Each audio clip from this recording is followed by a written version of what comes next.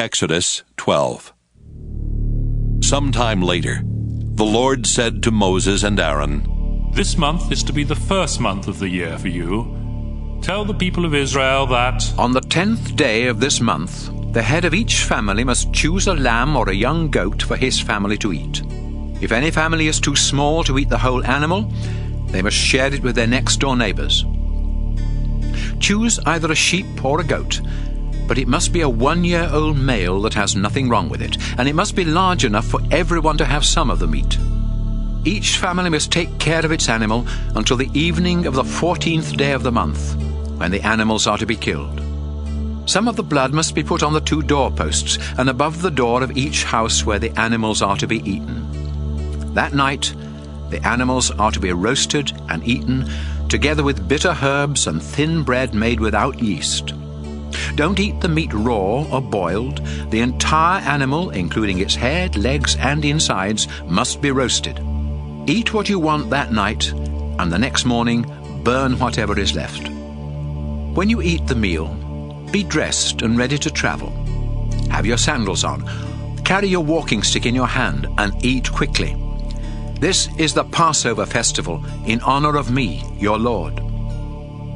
That same night, I will pass through Egypt and kill the firstborn son in every family and the firstborn male of all animals.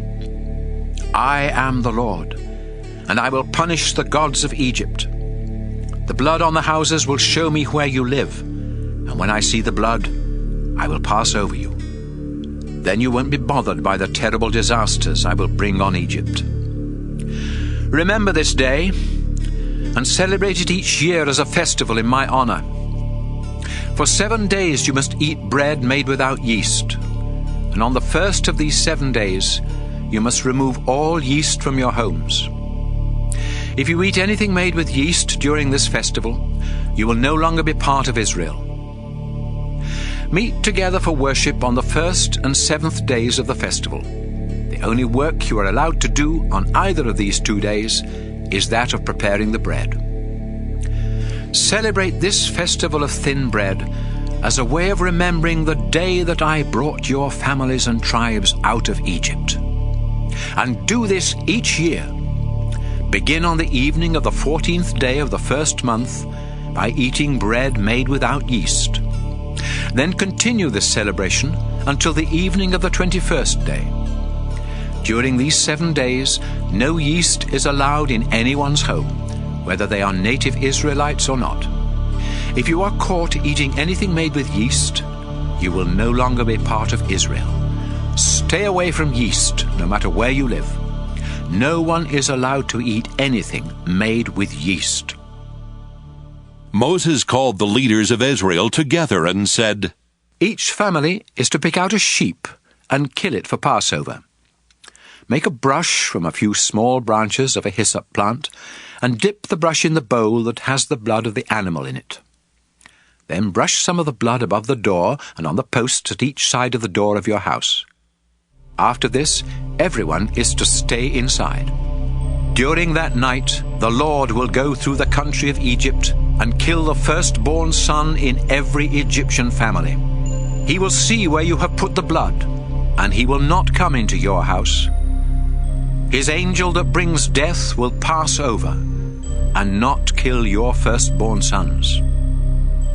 After you have entered the country promised to you by the Lord, you and your children must continue to celebrate Passover each year. Your children will ask you, "What are we celebrating?" And you will answer, "The Passover animal is killed to honor the Lord. We do these things because on that night, long ago, the Lord passed over the homes of our people in Egypt. He killed the firstborn sons of the Egyptians, but he saved our children from death." After Moses finished speaking, the people of Israel knelt down and worshipped the Lord. Then they left and did what Moses and Aaron had told them to do. At midnight, the Lord killed the firstborn son of every Egyptian family, from the son of the king to the son of every prisoner in jail. He also killed the firstborn male of every animal that belonged to the Egyptians. That night, the king, his officials, and everyone else in Egypt got up and started crying bitterly. In every Egyptian home, someone was dead. During the night, the king sent for Moses and Aaron and told them, "Get your people out of my country and leave us alone. Go and worship the Lord as you have asked. Take your sheep, goats, and cattle and get out. But ask your God to be kind to me." The Egyptians did everything they could to get the Israelites to leave their country fast. They said, "Please hurry and leave. If you don't, we will all be dead." So the Israelites quickly made some bread dough and put it in pans, but they did not mix any yeast in the dough to make it rise. They wrapped cloth around the pans and carried them on their shoulders. The Israelites had already done what Moses had told them to do. They had gone to their Egyptian neighbors and asked for gold and silver and for clothes. The Lord had made the Egyptians friendly toward the people of Israel, and they gave them whatever they asked for. In this way they carried away the wealth of the Egyptians when they left Egypt. The Israelites walked from the city of Ramesses to the city of Succoth. There were about 600,000 of them, not counting women and children. Many other people went with them as well, and there were also a lot of sheep, goats, and cattle. They left Egypt in such a hurry that they did not have time to prepare any food except the bread dough made without yeast. So they baked it and made thin bread. The Lord's people left Egypt exactly 430 years after they had arrived. On that night, the Lord kept watch for them. And on this same night each year, Israel will always keep watch in honor of the Lord.